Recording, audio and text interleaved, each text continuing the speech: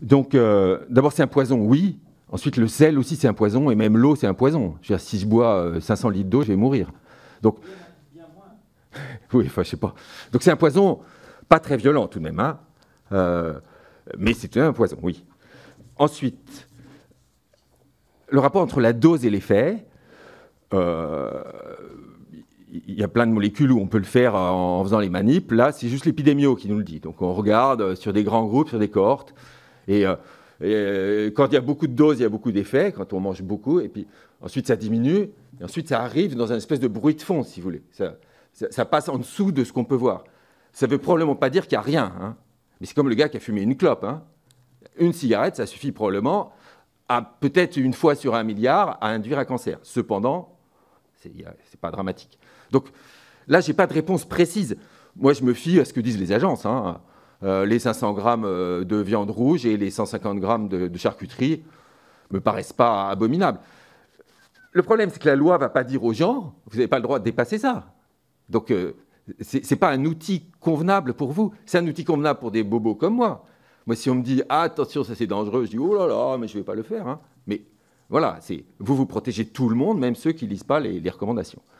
Mais cependant, je pense franchement que moi, ça m'arrive d'aller dans des buffets campagnards. Effectivement, je mange des charcuteries si elles sont bonnes. Je ne suis pas craintif. Bien. Mais je mange ensuite du yaourt. Non, on va continuer. Axel Kahn. Merci beaucoup. Pour revenir sur le problème du conflit d'intérêts, je n'avais pas vraiment un conflit d'intérêts, mais un éventuel conflit de loyauté. Étant le président du comité d'éthique, en particulier de l'INRAE, et ayant à prendre des positions en mon âme et conscience, et je vous dirai pour quelles raisons c'est en mon âme et conscience, préconisant une voie de retrait rapide de l'utilisation des sels nitrités dans la préparation des charcuteries, j'ai dit au président, directeur général Philippe Mauguin de l'INRAE, écoute Philippe, je comprendrais très bien que tu considères que ma position de président du comité d'éthique de l'INRAE soit peu compatible compte tenu des relations normales. L'INRAE est un centre de recherche appliqué, la relation normale avec les industriels de l'agroalimentaire, contre lesquels, je le redirai, je n'ai strictement rien non plus. Et donc, de ce point de vue-là, il m'a dit non, absolument pas. D'ailleurs, Denis Coppet, Fabrice Pierre sont d'éminents chercheurs de l'INRAE et il faut que tu puisses aller, je te fais confiance quant à ton intégrité. Donc, je précise cela. Alors, comment le président de la Ligue contre le cancer a-t-il été amené à se saisir de cette question de la maturation accélérée des viandes à l'aide des sels nitrités? Au départ, de fait, nous avons été saisis par Foodwatch, mais j'ai défini un principe à la Ligue qui est celui des positions et des campagnes basées sur les preuves. J'ai considéré qu'il est arrivé parfois à la Ligue de s'engager dans des campagnes qui n'étaient pas suffisamment enracinées dans des preuves scientifiques. Donc, avant que de répondre à Foodwatch, comme je vous ai dit, je connais bien, parce que je suis un ancien du monde agroalimentaire, agriculture, un nutritionniste, un biologiste moléculaire et un cancérologue. Donc je connais bien, mais pour répondre immédiatement à la question, quel est le danger spécifique et le niveau de danger spécifique des charcuteries et de l'utilisation dans 80% environ des charcuteries de sels nitrités comme agent promoteur de cancer, il fallait évidemment que j'ai à revoir un peu toutes les données. Donc beaucoup d'entre elles ont été rappelées et vous allez voir quelle est notre logique et ce qui nous a amené à aller de l'avant. La viande est cancérigène, toutes les viandes. Le mécanisme par lesquels les viandes sont cancérigènes, c'est avant tout les phénomènes d'oxydation et de peroxydation par le fer héminique. C'est cela. Le fer héminique induit et très réactif, surtout dans son aspect ferrique, mais il est très réactif. Il induit des oxydations, des peroxydations, en particulier de la membrane nucléaire. Et c'est connu depuis très longtemps, et je l'ai moi-même étudié, les peroxydations de la membrane nucléaire est mutagène, et par conséquent, c'est un des mécanismes de la cancérogénicité des peroxydations. Et cela explique que la viande rouge soit cancérigène et qu'en effet, elle est classée catégorie 2A.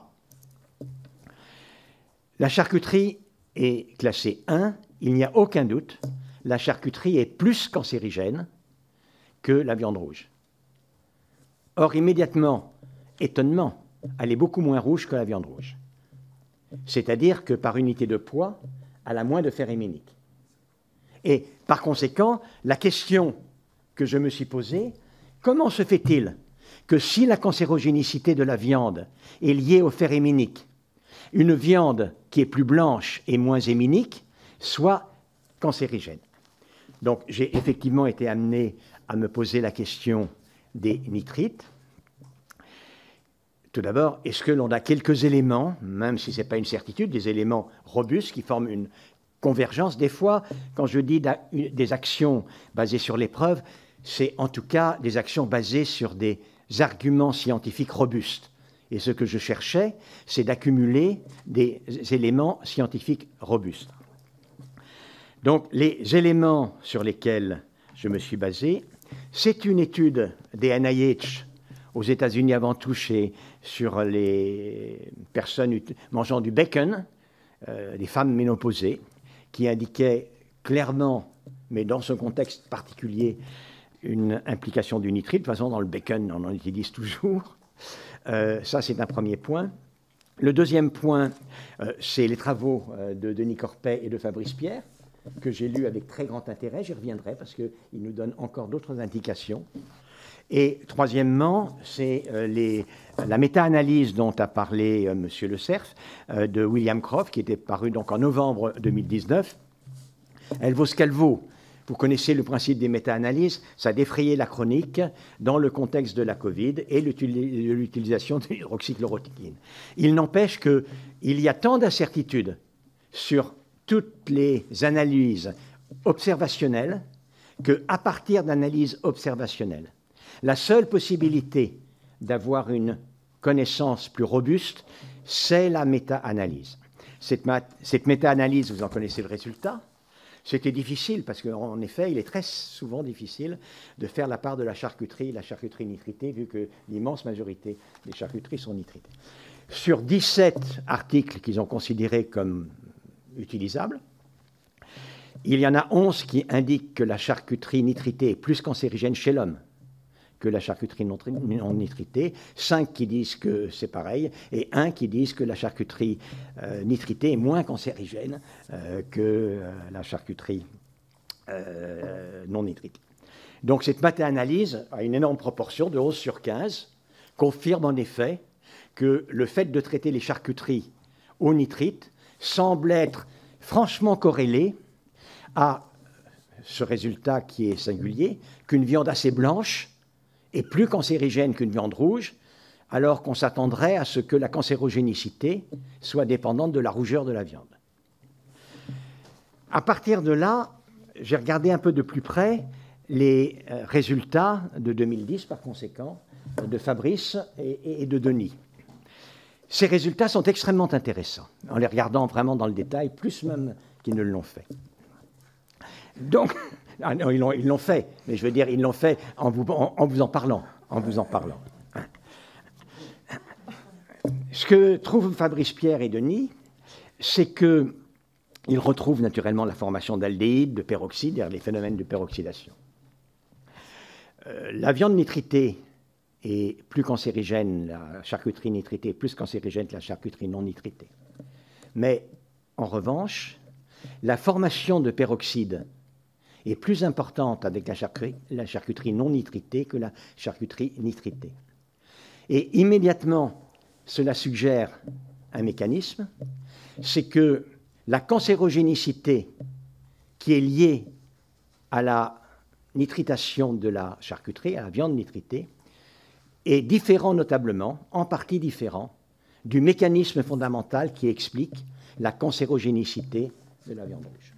C'est ça ce que suggèrent vraiment les articles de ces éminents collègues de cet organisme que j'aime tant. Alors, à partir de là, je me suis retourné à nouveau vers la charcuterie nitritée. cela vous a été dit, le grand phénomène, et c'est pour cela qu'on l'utilise d'ailleurs, le grand phénomène chimique de l'utilisation des nitrites ou bien des nitrates qui se transforment en nitrites, c'est la formation du nitroso-M, dont il existe deux formes.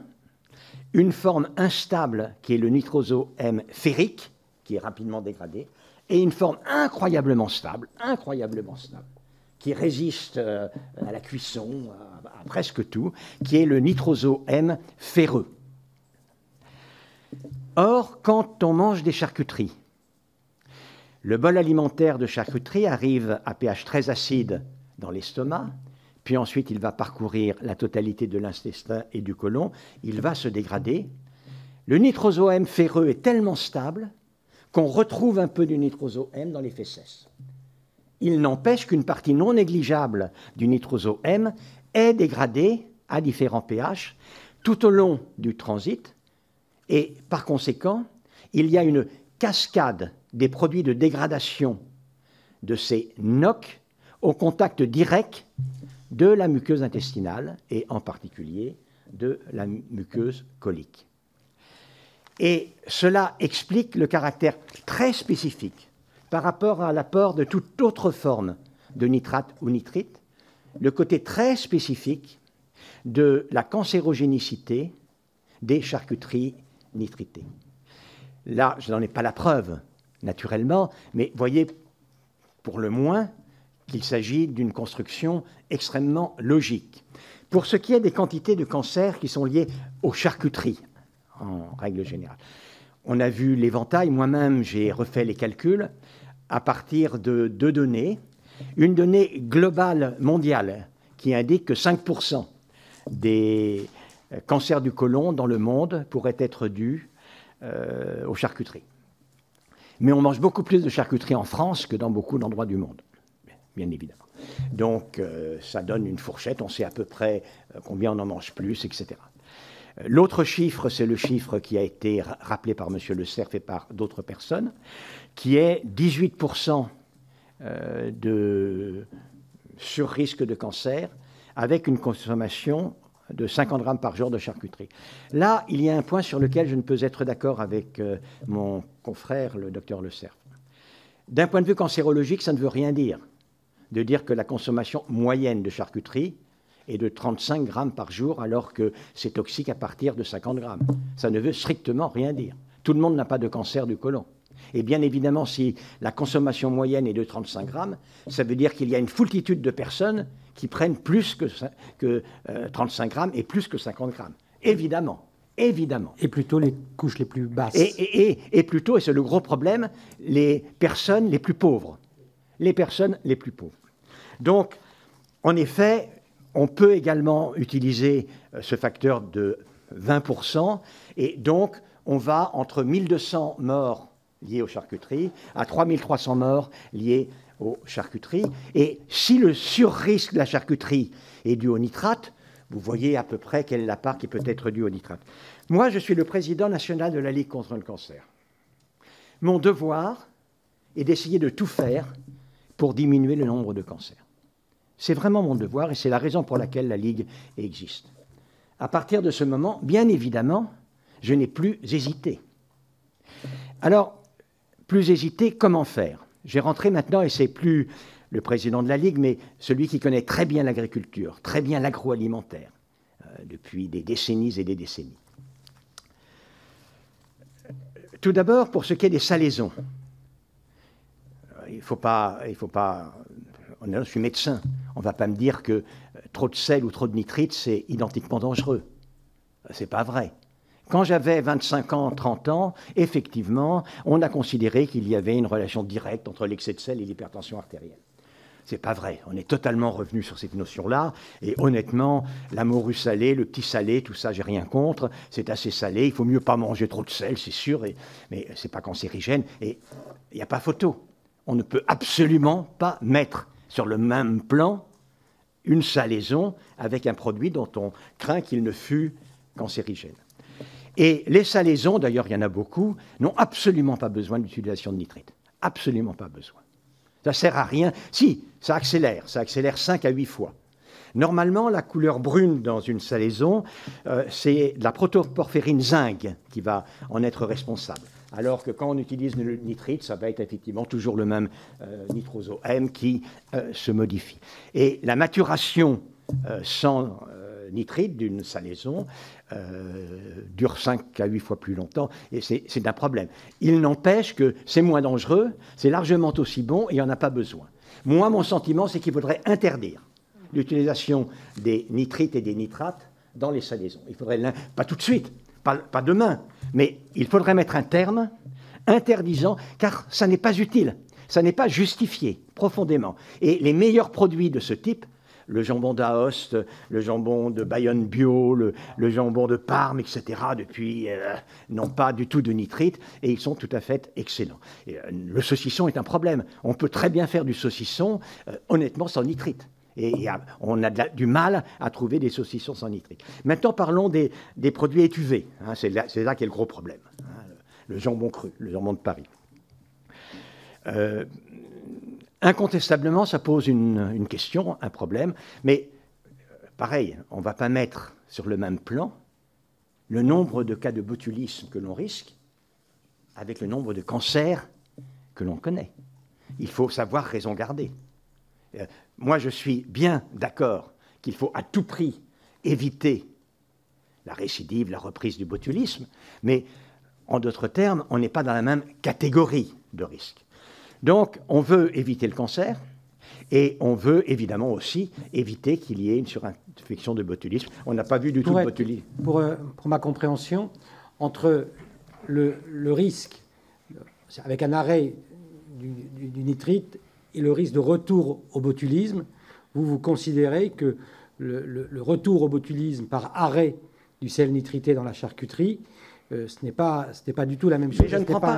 Mais je ne prends pas le risque qui a été signalé très justement par mon confrère, le docteur Le Cerf, à la légère. C'est-à-dire, je crois qu'il faut incontestablement mettre au point une méthode qui, même s'il n'est pas du même niveau que le risque de cancer, qui évite qu'il y ait des accidents de botulisme, tout simplement parce que s'il y avait 15-30 cas de botulisme liés à cela, évidemment, ça ferait des ordres et ça serait un immense scandale.